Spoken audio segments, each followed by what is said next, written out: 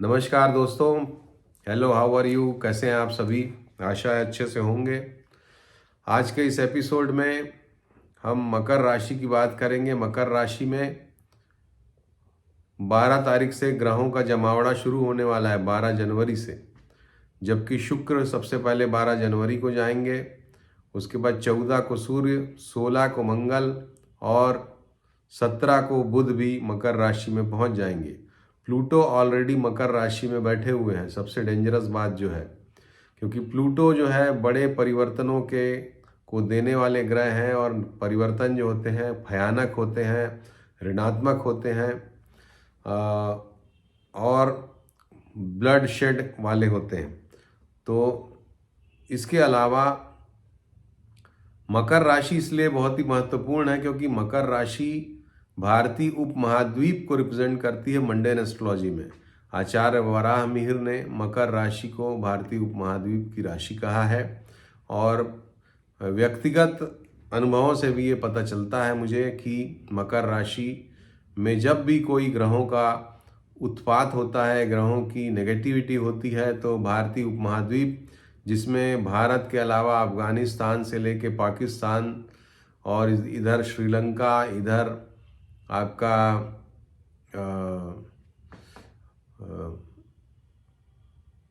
बांग्लादेश, नेपाल, ये सारे देश भारतीय उपमहाद्वीप में आ जाते हैं। तो इसका मतलब है कि भारतीय उपमहाद्वीप पे अब कुछ विशेष फोकस डालने की ज़रूरत है, और ज़्यादा दिन अब दूर नहीं है, क्योंकि लगभग मंगल का प्रभाव तो शुरू हो ही जाएगा, क्योंकि 16 को जा रहे हैं तो शुरू हो ही गया है लगभग। तो दोस्तों, आज इसी की हम बात करेंगे। इसके अलावा मकर संक्रांति जो हमारे हिंदू धर्म का बहुत बड़ा पर्व है, और मकर संक्रांति भी अपने आप में बहुत कुछ कहती है आने वाले समय के बारे में। संक्रांति जो होती है उसकी जो विशेष परिस्थितियां होती हैं उनका एनालिसिस किया जाता है, और उसके आधार पे ये बताया जाता है कि किस तरह की, किनके लिए संक्रांति खराब है, किनके लिए अच्छी है। तो मुख्य मुद्दे पे आने के पहले मकर संक्रांति के बारे में ही आपको बता देता हूँ। मकर संक्रांति 14 जनवरी को 3:05 पर संक्रांति शुरू होगी, यानी कि सूर्यदेव मकर राशि में प्रवेश करेंगे। तो संक्रांति का पुण्यकाल 3:05 से लेकर सूर्यास्त तक का रहेगा 14 तारीख को। इस बार जो संक्रांति है उसका नक्षत्र नाम मंदाकिनी है, और उसका तात्पर्य है कि राजा के लिए ये अच्छी होती है, राजा के लिए, राजा सुखी होते हैं इससे। अपराह्न में जो आती है उसका ये फल है कि वैश्यों के कष्ट होता है, तो व्यापारियों को ये कष्ट देने वाली है। पश्चिम में इसका गमन है और वायव्य में दृष्टि है। इसका मतलब है जो पश्चिम के राज्य हैं और जो उत्तर पश्चिम के राज्य हैं वहाँ पर कुछ संकट का आना ये संक्रांति बताती है। वहाँ पर जनता को कष्ट होगा, वहाँ पर नेचुरल कैलेमिटीज आ सकती हैं, वहाँ पर सरकार में संकट आ सकता है, इस तरह की बातें, या कोई रोग वगैरह पनप सकता है पश्चिम और उत्तर पश्चिम के राज्यों में।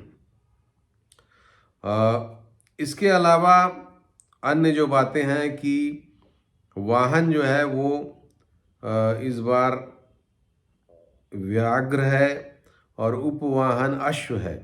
तो व्याघ्र वाहन होने से शासकों में परस्पर संघर्ष, कृषकों को कष्ट, चौपाए पशुओं को पीड़ा होती है, और हिंसक प्रवृत्ति वाले मनुष्यों का प्रभाव बढ़ता है।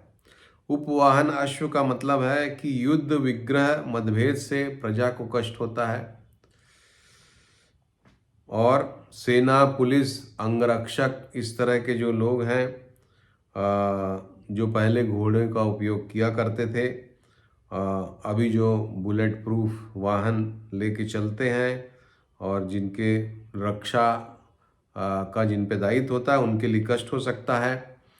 इसके अलावा चांदी के दाम जो है वो उसके उत्पादन में कमी आएगी, तो दाम और बढ़ सकते हैं। इसके अलावा वनवासियों को कष्ट, पीड़ा और पहलवानों को कष्ट, प्रजा में चिंता, बंगाल उड़ीसा में उपद्रव, इस तरह की बातें संक्रांति के फल में आ रही है। तो 14 तारीख को ही संक्रांति का पर्व है, 14 तारीख को ही मनाइए। संक्रांति का अपने आप में विशेष महत्व है, क्योंकि सूर्यदेव और उनके पुत्र शनिदेव, सूर्यदेव शनिदेव की राशि में जाते हैं, तो पिता पुत्र का एक तरह से संयोग होता है। इसके अलावा ऋतु परिवर्तन होता है, सूर्य उत्तरायण होते हैं। तो संक्रांति का हमारे हिंदू धर्म में बहुत ज़्यादा महत्व है। तो संक्रांति के पर्व को विशेष रूप से मनाएं। अब आइए अपने वीडियो के प्रमुख बिंदु पर चलते हैं, जो है अलग अलग ग्रहों का जो जमावड़ा हो रहा है मकर राशि में। और मकर राशि में जमावड़े से किन किन ग्रहों का जमावड़ा हो रहा है। मंगल जो कि सेनापति हैं, सूर्य जो कि राजा हैं, बुध जो कि व्यापारी हैं, इसके अलावा फाइनेंस को डील करते हैं, शुक्र जो कि महिलाओं को, फिल्म इंडस्ट्री को, जो कि सौंदर्य प्रसाधनों को डील करते हैं। तो इन सभी ग्रहों का जमावड़ा हो रहा है और इसके अलावा प्लूटो भी वहाँ पर है। तो इसका मतलब है कि इन सभी क्षेत्रों से संबंधित परिवर्तन आएंगे। मैंने अपने पिछले वीडियो में भी बताया था कि ये जो 4 ग्रहों का कॉम्बिनेशन है, ये इसके पहले धनु राशि में बना था। तो धनु राशि में वो ज़्यादा उसमें कुछ नेगेटिविटी इसलिए नहीं आई क्योंकि गुरु की पूर्ण दृष्टि थी। लेकिन अभी जब ये सभी ग्रह मकर राशि में आ जाएंगे, तो मकर राशि से गुरु 8वें हो जाएंगे। तो इन सभी ग्रहों से गुरु का षडाष्टक हो जाएगा, तो गुरु की पॉजिटिविटी इनको नहीं मिलेगी, पहली बात। दूसरी बात यह है कि ये चूँकि मकर राशि में बैठेंगे और कुंभ राशि में राहु बैठे हैं, तो राहु से पीछे की राशि में राहु का काफ़ी प्रभाव रहता है। तो एक तरह से इस चतुर्ग्रही पंचग्रही योग पर राहु का भी प्रभाव रहेगा। तो दोस्तों, अब आप समझ सकते हैं कि जब राहु का भी रोल इसमें आ गया, जब शनि का रोल तो है ही क्योंकि शनि की राशि है, जब सूर्य मंगल बुध शुक्र का रोल है ही, तो ये बड़ी ही विशेष स्थिति है। दोस्तों, 17 तारीख को 18 तारीख को चंद्रमा भी इस पंचग्रही योग प्लूटो को अगर ले लें के साथ जुड़ के 6 ग्रहों का योग बन जाएगा। और 18 तारीख को अमावस्या भी है। तो इसका मतलब है कि 17-18 के आसपास का जो समय है, 17 जनवरी 18 जनवरी, ये सभी समय नेचुरल कैलामिटीज़ के लिए बड़ा ही घातक हो सकता है, क्योंकि मकर राशि पृथ्वी तत्व की राशि है और उसमें ग्रहों का इतना ज़्यादा जमावड़ा होना, उसमें एक अनबैलेंस सिचुएशन क्रिएट होना कहीं ना कहीं पृथ्वी को हिला सकता है। भूमि सुत मंगल उच्च राशि में रहेंगे, मकर राशि में अपने पूरे पावर में रहेंगे, और जिसकी वजह से हमें भूकंप का खतरा दिखाई देता है। भारत में विशेष करके उत्तर पश्चिम या पश्चिम के क्षेत्रों में जो भूकंप वाले क्षेत्र हैं, गुजरात है, महाराष्ट्र है, पहले भी यहाँ पे भूकंप आए हैं, चाहे भुज का भूकंप हो, लातूर का भूकंप हो। तो इन सभी क्षेत्रों में बहुत ज़्यादा सचेतना होने की आवश्यकता है। इसके अलावा वर्ल्ड वाइड दक्षिण गोलार्ध के जो देश हैं, वहाँ पर ये जो संक्रांति है और ये जो ग्रहों की स्थितियां हैं वो खतरे की घंटी बजा रही हैं। वहाँ पर युद्धजनक परिस्थितियों का भी निर्माण हो सकता है। और इसके अलावा भूकंप का, युद्ध पे हम बाद में आएंगे, भूकंप की परिस्थितियों का निर्माण पूरी दुनिया में दक्षिण गोलार्ध के देशों में जो भूकंप वाले क्षेत्र हैं वहाँ पर हो सकता है। इसके अलावा युद्ध पर अभी आते हैं, क्योंकि मंगल युद्ध के कारक ग्रह हैं और उच्च के रहेंगे, गुरु की दृष्टि भी नहीं रहेगी, तो मंगल अनकंट्रोल्ड रहेंगे। अनकंट्रोल्ड टेम्परामेंट, अनकंट्रोल्ड एंगर को पैदा करते हैं, बदला लेने की प्रवृत्ति को पैदा करते हैं, अपने आप को प्रूव करने को पैदा करते हैं। और इस तरह से अपने आप को प्रूव करने की परिस्थितियों से राजा भी प्रभावित होंगे, क्योंकि सूर्य साथ में है और राजा यानी कि प्रशासक जो विभिन्न देशों के हैं वो अपने आप को प्रूव करने, अपने ईगो को सेटिस्फाई करने की परिस्थितियों के कारण युद्ध की तरफ दुनिया को, देश को लेके जा सकते हैं। तो युद्ध भी भड़क सकते हैं किन्हीं दो देशों के बीच इस समय पर, चाहे वो ईरान अमेरिका का युद्ध हो या फिर, चूंकि जैसा हमने कहा कि भारतीय उपमहाद्वीप को मकर राशि प्रेजेंट करती है, तो भारतीय उपमहाद्वीप में भी युद्ध की परिस्थितियों का निर्माण हो सकता है इस समय पर। और कंट्रीज हमने आपको बताई हैं, अफगानिस्तान, पाकिस्तान, नेपाल, श्रीलंका, इसके अलावा बांग्लादेश, भारत। तो भारत बांग्लादेश के बीच टेंशन भी इस समय पर और भी ज़्यादा बढ़ने का खतरा हमको दिखाई देता है। तो ये प्रमुख बात है। और जैसा कि मंगल और सूर्य का कॉम्बिनेशन हमने पहले ही अपने वीडियो में बताया था कि ये 5-6 महीने ये कॉम्बिनेशन रहने वाला है। हमने आपको कई वीडियोस में ये बात बताई थी। और चूंकि मंगल और सूर्य अग्निकांड को रिप्रेजेंट करते हैं, तो आप देखिए लगातार अग्निकांड की खबरें आपको सुनाई दे रही हैं। अभी मुंबई में हुआ, कभी ट्रेन में आग लग रही, कहीं कुछ हो रहा है। तो ये जो अग्निकांड की परिस्थितियां हैं, इससे भी खतरे की ज़रूरत है। और मकर राशि, फिर मैं वही कहूँगा कि दक्षिण के जो क्षेत्र हैं वहाँ पर विशेष रूप से अग्नि से संबंधित खतरे की संभावना, खतरा हमको दिखाई देता है। तो अग्निकांड से भी सावधान रहने की ज़रूरत है। दोस्तों, जब हम इस तरह की बात करते हैं तो हमारा उद्देश्य आपको डराना नहीं होता, और हमारा उद्देश्य आपको आगाह करना होता है। अगर हमारे इस वीडियो से एक आदमी की भी जान बच जाती है, तो हमारे इस वीडियो को बनाने का उद्देश्य पूर्ण हो जाता है, इस उद्देश्य की प्राप्ति हो जाती है। तो उद्देश्य यही है कि आप अलर्ट रहें। दक्षिण के जो क्षेत्र हैं वहाँ पर अग्निकांड से विशेष रूप से अलर्ट रहें। वैसे सारे देश में सभी लोगों को अग्नि, क्योंकि सूर्य और मंगल तो साथ में 5-6 महीने बैठने वाले हैं, लेकिन जब जब गुरु की दृष्टि में आ जाते हैं तो प्रोटेक्शन मिल जाता है। लेकिन अब ये जो समय है, ये आउट ऑफ प्रोटेक्शन रहेगी। सारी दुनिया, सारा हिंदुस्तान आउट ऑफ प्रोटेक्शन रहेगा। तो इस समय आपको बहुत सचेत रहने की ज़रूरत है। कोई भी ऐसा रिस्क ना लें, जैसे कि बर्थडे पे लोग या मैरिज में लोग आग से संबंधित इवेंट बना लेते हैं, उस तरह के इवेंट्स रखते हैं। उस तरह की दुर्घटनाएं बहुत होती हैं। बहुत हमने वीडियोस देखे हैं कि केक में उन्होंने आग लगाई और वो ब्लास्ट कर गया। तो इस तरह के जो खतरे हैं, तो ऐसा दोस्तों कोई खतरा मोल मत लीजिएगा, क्योंकि ये समय सही नहीं है इस सब मामले में। अब मंगल जो है वो अपने उत्पात की स्थिति में रहेंगे, उच्चस्थ रहेंगे।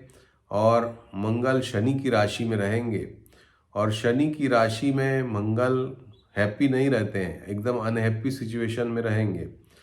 तो मंगल के कारण जो भूमि से संबंधित, यानी कि जो रियल इस्टेट वाले लोग हैं, रियल इस्टेट का कारोबार करने वाले लोग हैं, रियल इस्टेट का व्यापार जो है वो बहुत नेगेटिवली अफेक्ट हो सकता है इस समय पर। संक्रांति भी यही बता रही है और ग्रहों की स्थितियां भी यही बता रही हैं।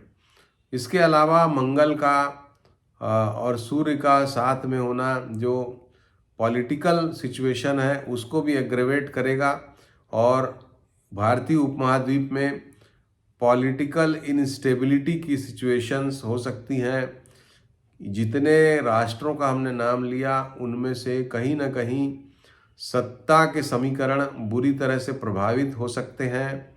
सत्ता बदल सकती है, या जैसा उत्पात पहले भी बांग्लादेश में हुआ, जैसा उत्पात नेपाल में हुआ, उस तरह का उत्पात और भी किसी देश में हो सकता है। इसके अलावा मंगल सूर्य अग्नि के कारक हैं, विस्फोट के भी कारक बन जाते हैं। तो ये जो भारतीय उपमहाद्वीप है, यहाँ पर बमबारी वगैरह होने का भी खतरा इस समय पर बन सकता है। इसके अलावा ये जो दूसरे जो दो ग्रह हैं, एक शुक्र है और एक बुध है, और 17 तारीख 18 तारीख के आसपास मंगल और बुध की डिग्री सेम ही रहेगी, 1-1.5 डिग्री के आसपास। तो बुध चूंकि कम्युनिकेशन के कारक हैं, बुध चूंकि व्यापार के कारक हैं, तो इस समय पर शेयर मार्केट के भी कारक हैं बुध। तो शेयर मार्केट में दोस्तों बहुत उठापटक, हमको तूफान दिखाई देता है संक्रांति के बाद। तो ये तूफान मचेगा निश्चित रूप से, और उससे आप सावधान रहिए अगर शेयर बाजार में आप इन्वेस्ट करते हैं तो। बुध की वजह से मीडिया पर भी गाज गिर सकती है, या फिर जो कम्युनिकेशन का पूरा सिस्टम है, जो सैटेलाइट का पूरा सिस्टम है, कम्युनिकेशन का सिस्टम है, वो ध्वस्त हो सकता है। तो जैसे व्हाट्सएप डाउन हो जाता है या इंटरनेट डाउन हो जाता है, इस तरह की परिस्थितियां भी हम संक्रांति के बाद, विशेष करके 16 तारीख के बाद हफ्ते 10 दिन के समय में, यानी कि 16 से 26 जनवरी तक मान लीजिए, हमको दिखाई दे सकता है। अब इसमें जो सबसे बड़ा तड़का है, सबसे बड़ा एंगल है, सबसे बड़ा प्रश्न चिन्ह जो खड़ा कर रहा है जो ग्रह, वो है प्लूटो। और प्लूटो का इन 4 ग्रहों के साथ बैठना, प्लूटो और यूरेनस, ये दोनों क्रांति को पैदा करते हैं। और यूरेनस जो होता है वो सामाजिक क्रांति को रिप्रेजेंट करता है, और प्लूटो जो है वो ब्लड शेड वाली क्रांति को रिप्रेजेंट करता है, या बड़ी भयंकर दुर्घटनाओं को रिप्रेजेंट करता है, जिसमें बड़ी संख्या में जनधन की हानि होती है। अब प्लूटो का इस समय पर 4 ग्रहों के साथ मकर राशि में बैठना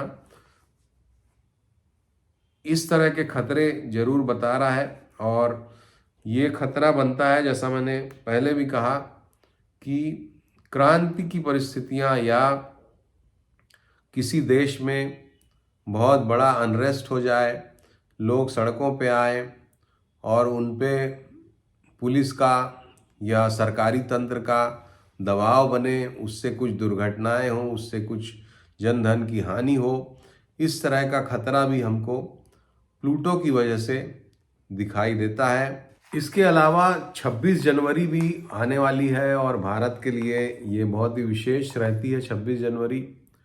तो 26 जनवरी को एक और विशेष बात हो रही है कि मंगल और प्लूटो की डिग्रीज आसपास होंगी। तो 26 जनवरी को भी इस बार विशेष सतर्कता की ज़रूरत है। 26 जनवरी के आसपास भूकंप का खतरा भी हमको दिखाई देता है, जैसा कि बहुत साल पहले 26 जनवरी के दिन ही भूकंप आया था, शायद भुज में जो आया था वो 26 जनवरी के दिन आया था। तो इस बार भी 26-27 जनवरी के आसपास बहुत अलर्ट रहने की ज़रूरत है, भूकंप के मामले में हो, या युद्ध के मामले में हो, या कोई सशस्त्र कोई अटैक हो जाए किसी देश पर, सशस्त्र क्रांति की परिस्थितियां हो जाएं, इस तरह की परिस्थितियों के लिए भी सावधान रहने की ज़रूरत है। तो ये थी प्रमुख बातें, और ये हल्के में लेने की बात नहीं है दोस्तों, बहुत विशेष बात है। जो मंगल, सूर्य, बुध, शुक्र प्लूटो के साथ आ रहे हैं, प्लस मंगल उच्चस्थ है, मकर राशि में आ रहे हैं, और गुरु की कहीं कोई दृष्टि भी नहीं है, और राहु से 12वें भाव में ये कॉम्बिनेशन है। तो ये जो स्थितियां हैं, ये निश्चित रूप से बड़ी ग्रह स्थितियां हैं और बुरी ग्रह स्थितियां भी हैं। तो हम सभी को इस बात को अपने दिमाग में रखना चाहिए, और ये समय जनवरी माह जब तक निकल नहीं जाता तब तक ये खतरा विशेष रूप से बना रहेगा। अब आइए संक्रांति का फल मैं आपको बता देता हूँ अलग अलग राशियों के लिए शॉर्ट में।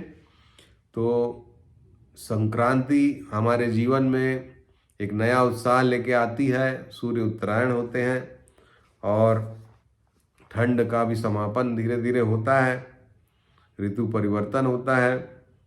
तो आपके लिए ये संक्रांति किस तरह का फल लेके आ रही है। मेष राशि वालों के लिए थोड़ा रोग की परिस्थितियां, वृषभ के लिए स्त्री पीड़ा,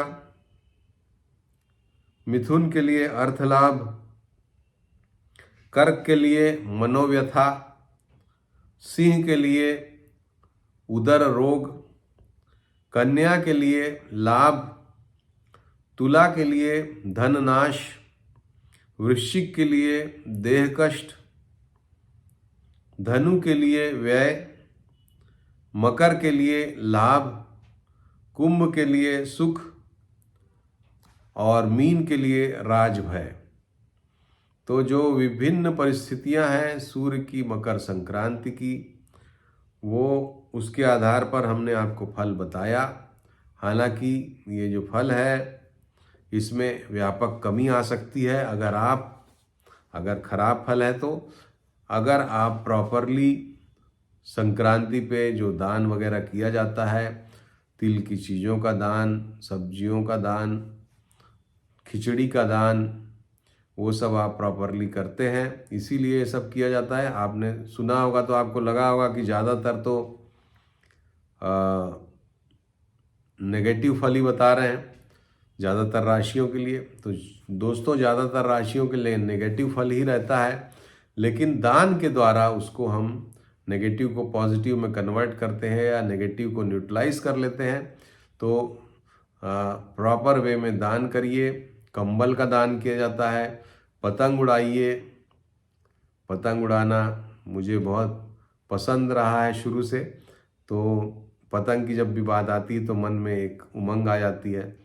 तो पतंग उड़ाइए आप भी मकर संक्रांति के दिन। दान करिए, गरीबों को भोजन कराइए, खिचड़ी खुद भी खाइए और अपने मित्रों को भी खिचड़ी खिलाइए। और इस तरह से मकर संक्रांति को खूब अच्छे से मनाइए। जितना दान करेंगे, जितना लोगों का भला करेंगे, उतना ही आपके लिए ये वर्ष अच्छा रहेगा, क्योंकि सूर्य उत्तरायण हो रहा है। तो 6 महीने आपको उत्तरायण सूर्य अपनी पॉजिटिविटी देते रहेंगे। और सूर्य के बारे में क्या कहना, आप तो सूर्य की प्रकृति जानते ही हैं कि सूर्य आत्मा के कारक हैं, सूर्य हमारी वेलबींग के कारक हैं। सूर्य जो है उन्हीं की वजह से ये सृष्टि चल रही है। हमारी हेल्थ, स्वास्थ्य के कारक भी सूर्य हैं। तो सूर्य को प्रसन्न रखिए। सूर्य के मंत्रों का भी मकर संक्रांति पर जाप करिए, आदित्य हृदय स्तोत्र का जाप करिए, ये सब काम करिए। तो आगे का 6 महीना आपको अच्छा बीतने में इससे मदद मिलेगी। तो अभी के लिए इतना ही दोस्तों। अपना ध्यान रखिए। अगर ये वीडियो पसंद आया हो तो ज़रूर लाइक करिए, शेयर करिए अपने दोस्तों के बीच। चैनल को सब्सक्राइब नहीं किया है तो सब्सक्राइब का बटन दबाइए और देखिए कि जो हमने बताया वो कितनी दूर तक सही होता है। और अपना ध्यान रखिए। नमस्कार, धन्यवाद।